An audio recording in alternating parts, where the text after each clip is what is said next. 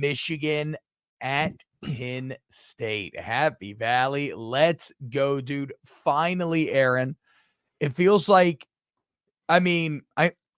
everything for Michigan just feels like foreplay set up to this point, right? Window dressing, like getting the table set, putting up all the decorations. Like, it's been freaking 3 months of, we think they're really good, but they haven't played anyone. And finally now, there's so much built up potential kinetic energy, and it's finally about to explode this weekend. It is funny. I mean, you go through 9 games this season before you finally meet someone who's actually on your same playing field when it comes to talent. And you've had an extended, essentially extended preseason for the Michigan Wolverines, and they've treated it like that, especially on offense. It has been very vanilla with the run game, with the pass game. There's not been any tempo at all, which is not something they've ever done really anyways. But like it's felt like let's get in, get out. There's not a lot of plays to the game. They're efficient. They win, they move on. They win, they move on. And it's been almost robotic at times. But I think the big thing is the question that's going to be looming on everyone's mind is how good is this team now that they can't cheat?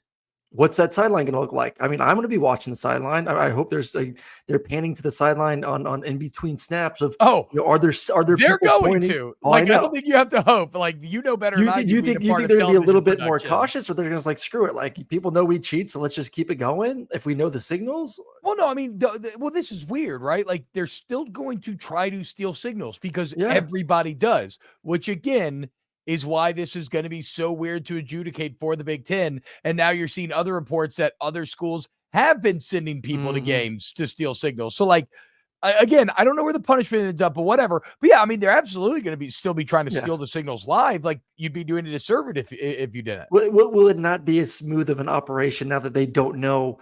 Is it a run or pass for Penn State's offense? Are they blitzing? Are they playing man? Are they playing zone coverage defensively? Like, if you don't have that pre-snap indicator as well as you have previously, is it going to be as smooth? I don't think you could take this game as that game because this is such a significant increase in competition compared to previous weeks. Like, if Michigan goes out there and only wins by a touchdown, it's not because they weren't cheating properly. It was because they finally faced a team that is a lot better competition than what they faced for the first 9 games. So I believe logically you are correct. But you are asking people to be very, like, if that ends up happening, you're asking people to be very calm and logical about a situation in which the correlation has been one of the oddest things about this, right? That right when you start this scheme is when you absolutely take off, like going from a 500 team basically to like a 900 team. TCU saying, "Oh, we knew they knew our signals, and so we double gamed them," a la the very famous Mike Leach story where he dropped the fake play sheet before OU Texas back in the day, which is one of my favorite stories of all time. Look it up if you haven't seen it. And so, no, like, correlation to success and failure and whether or not Michigan's cheating correctly has been one of the most interesting parts of the story. So even if you're right, Aaron, if it's a close, God forbid Michigan loses, because when you finally can't cheat. Yeah. No, I think it'll come out more if they lose. If Michigan loses, like, that's going to be the first thing I'm sure we'll talk about on our 3:30 show. So we're planning to do a show after the game. That'll be the first thing we talk about. Like, it'll be a Penn State Michigan post-game show along with whatever else. Which is unfair for Penn State because, like, if Penn State wins, it's going to be because Michigan couldn't cheat. It had nothing to do with Penn State. Like, that is just unfair. It's a little unfair for the Nittany Lions heading into this game, but whatever. At the end, hold on, though. Stay on that for a moment. Yeah, they don't care, right? No, they don't care. James Franklin's not going to be upset. Yeah, they don't care. But at the same time, therein lies, and again, I'm not trying to be like morally superior or holier than thou, whatever. Everything has cheating, right? And again, I don't know, whatever. Maybe they took it to itself, but like, therein lies the core problem with cheating. Because it has ripple effects where all of a sudden you start to distrust all the elements at play. And then even like one of the ripple effects there would be Penn State not getting the credit for a great win because we're all just saying, oh, it's because you no longer have Connor Stallion. So it's like, that's why it sucks because you tear down the integrity of the entire game and then everything just feels less than. It's like if you play like World of Warcraft or whatever. Sorry. If you play any video game in which it's pay to win, like where if I worked my ass off, like, why would I? If this other guy can just go pay for it to get it. So yeah, whatever. Let's get to the breakdown of the game. Like, I'll start first with I'll go with the easier discussion. Penn State's offense versus Michigan's defense. This is the biggest struggle of the football game because I don't think Penn State's going to be able to score points. I don't. You look at Drew Allar this entire season against better competition, against pressure. He's a young quarterback. Like, I don't want to just write him off as like Drew Allar is this bust, and all these Penn State fans have been waiting for their 5-star savior to take their offense to another level. And I've told people on this channel for the entire season, it's not all on him. They don't have playmakers on the outside. No, it's very one-dimensional offense.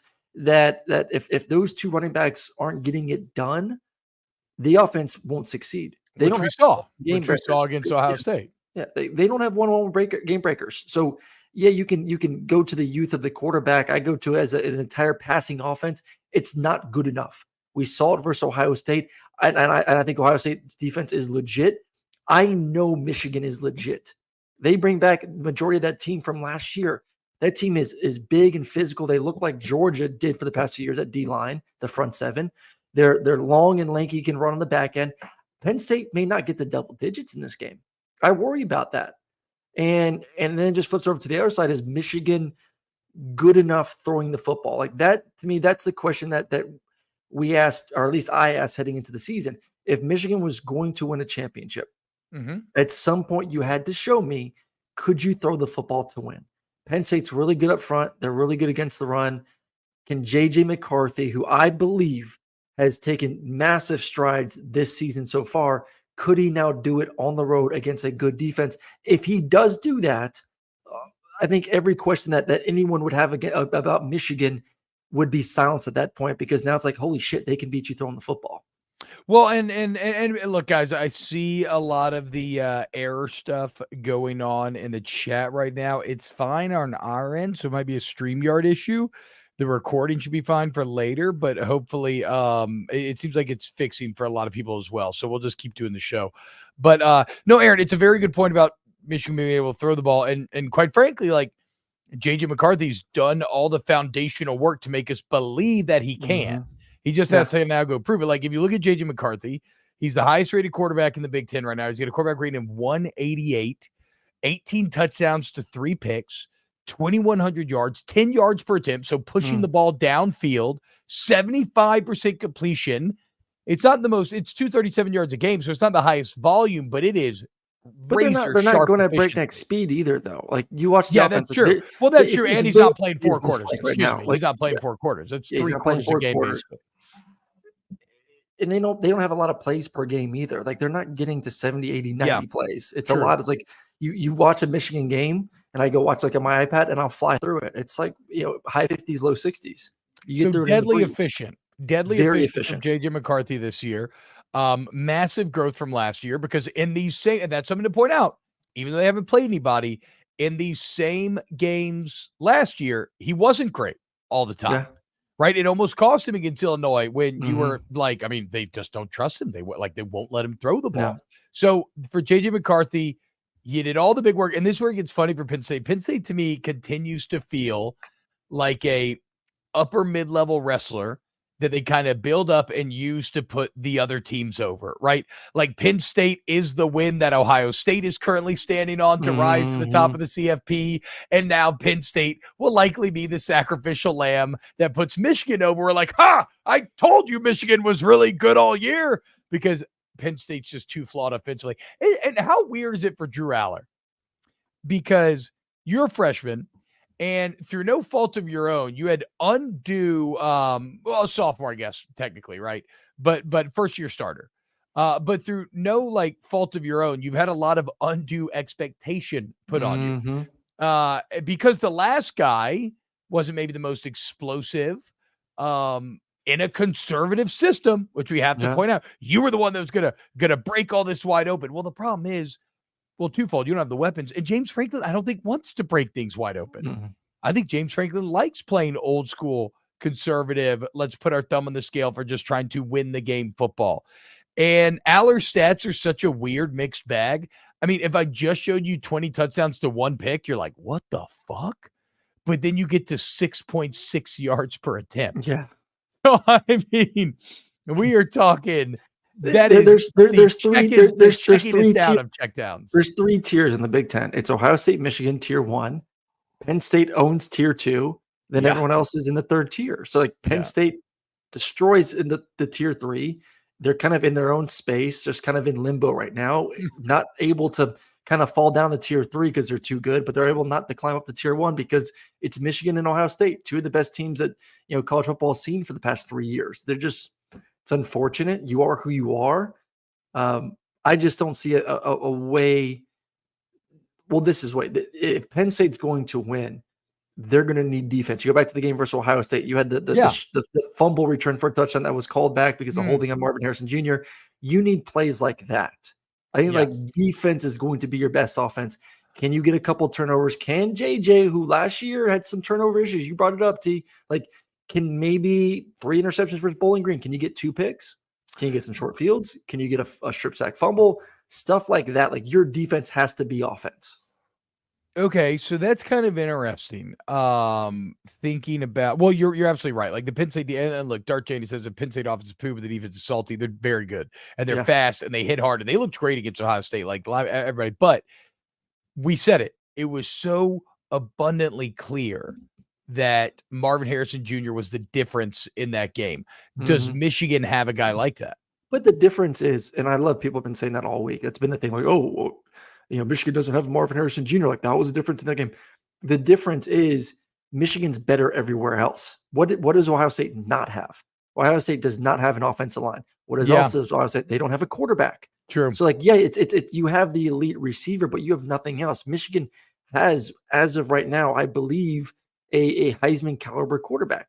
They have Heisman caliber running back. They have probably the Joe Moorhead winning offensive line once again this year. Like that offensive line, I talked to Cole the other day, may be better than the previous 2 years. So while you may not have the star receiver on the outside, you are better than everywhere else than Ohio State is. So you lean on that identity a little bit more. Justin Melton said, y'all forgot first half Rutgers. Yeah, first half Rutgers probably goes in the Penn State tier.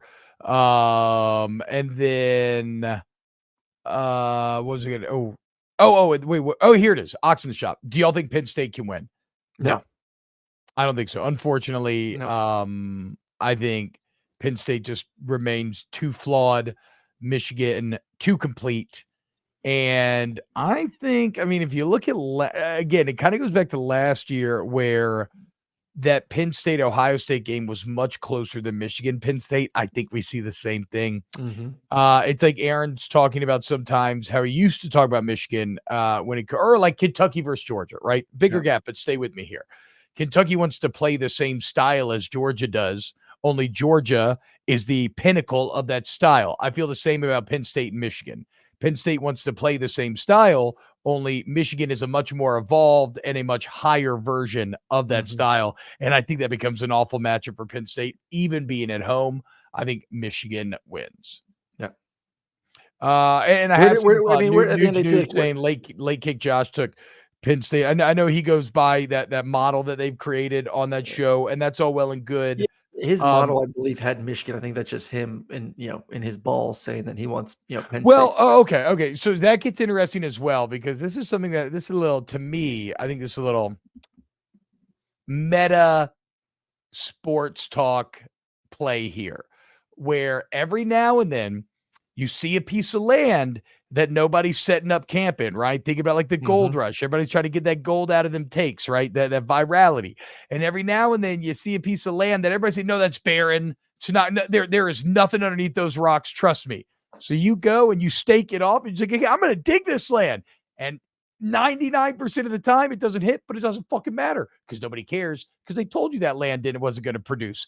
But every now and then you get the upset, you get the gold, and then you highlight it and you say, look at what I told you. All of you doubted me, and I found gold in these darn hills, and I fucking told you Penn State was going to win, and there you go. So I feel like that's a little bit of Josh's play there, in my opinion. Yeah. Maybe he really believes in his balls. I don't see it. I don't see it on film, right? Like, name one position that Penn State's better than Michigan. No, bro, I agree. Position. Maybe linebacker, but like not D line, not O line, not quarterback, not running back, not receiver, not DBs. There's not one position group and then head coach. Not one position group or coach that Penn State, I feel is better heading into this football game. Dude, that's crazy that that is crazy. Blake Corum has 16 rushing touchdowns. What the fuck, dude? And that's again playing in like 3 quarters a game. Who leads the country in rushing touchdowns? Oh, Blake Corum. Okay, there you go. All right. So Michigan. We both think Michigan chalk, but it is what it is, man.